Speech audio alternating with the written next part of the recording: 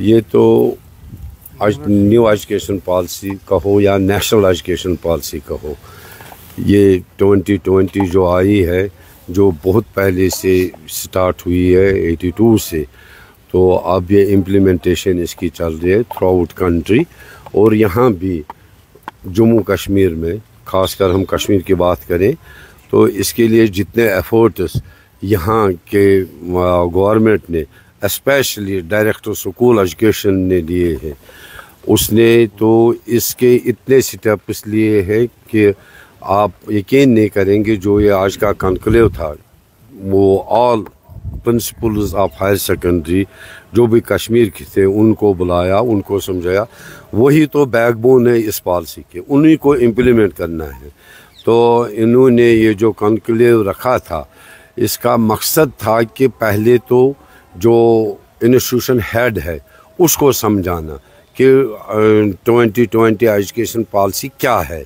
तो इसी पर एक सेमिनार मतलब वर्कशॉप चल रहा है ताकि हमारे कश्मीरी कौम को भी इसका फ़ायदा मिले जो थ्रू आउट कंट्री को मिल रहा है। ये असली मकसद है इस 2020 का कि यूरोप जिस तरह से एजुकेशन में बहुत आगे बढ़ा है, उसने तरक्की फिर हर किसी मैदान में की। तो इसी तरह से ये एजुकेशन पॉलिसी है। हमारा हिंदुस्तान भी इस वक्त बहुत आगे बढ़ रहा है, तो हमारे हिंदुस्तान को भी ये एहसास हुआ है कि हमें दूर दराज बैकवर्ड स्टेटों को, जहाँ पे एजुकेशन बहुत पीछे है, जब तक कि न हम एजुकेशनली उनको एक नई पॉलिसी दे दें जो इन्होंने 2020 के नाम पर दी, इम्प्लीमेंटेशन इसकी होगी, तब तक कोई भी स्टेट तरक्की नहीं कर पाएगी।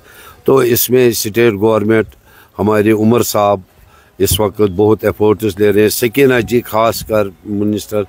तो उससे बढ़कर इससे पहले, गवर्नमेंट आने से पहले, स्कूल एजुकेशन के डायरेक्टर जो बहुत ही काबिल ऑफिसर हैं, जिन्होंने इस एजुकेशन पॉलिसी को यहाँ इम्प्लीमेंट किया है और ये प्रोग्राम्स ऐसे कर रहे हैं जिससे ये हमारा कौम आगे बढ़े। ऑर्गेनाइज किया है प्रिंसिपल्स कॉन्क्लेव। ये बेसिकली न्यू एजुकेशन पॉलिसी पे एम्फेसिस करता है।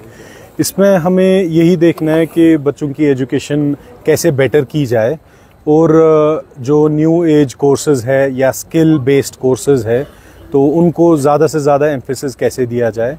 इसके बाद वी आर प्लानिंग, हम हर स्कूल के साथ कनेक्ट प्रोग्राम्स बनाएं जिसमें एम्प्लॉयबिलिटी को ज़्यादा एम्फेसिस दिया जाएगा।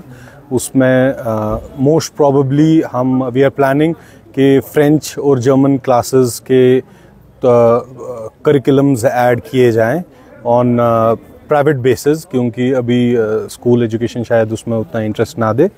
उससे ये होगा कि जितने भी बच्चे यहाँ से एम्प्लॉयबिलिटी के लिए on skill based courses India से बाहर जाते हैं तो they need a second language. बहुत सारी कंट्रीज़ ऐसी है जैसे जर्मनी है, फ्रांस है, जिनने इंडिया के साथ MOUs किए हैं फॉर मैन पावर।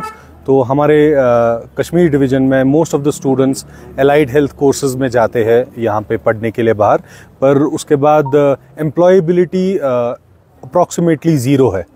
90% वाला, 95% वाला स्टूडेंट बाहर जाता है पढ़ने के लिए और एक ग्रेजुएशन करके आ जाता है और उसके बाद उसके पास जॉब नहीं होती है।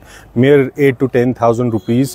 कुछ लकी स्टूडेंट्स होते हैं जिनको एम्प्लॉयबिलिटी मिलती है, पर जो बाकी रह जाते हैं उनके लिए हम क्या कर सकते हैं, तो उस पर हम ज़्यादा से ज़्यादा इस टाइम एम्फेसिस दे रहे हैं यहाँ पे। And we are very happy, more than 150 principals throughout Kashmir district यहाँ पे आए हैं और they are sharing their views कि क्या क्या हर्डल्स आ रहे हैं और न्यू एजुकेशन पॉलिसी इम्प्लीमेंट करने में क्या क्या चीज़ें उनको चाहिए।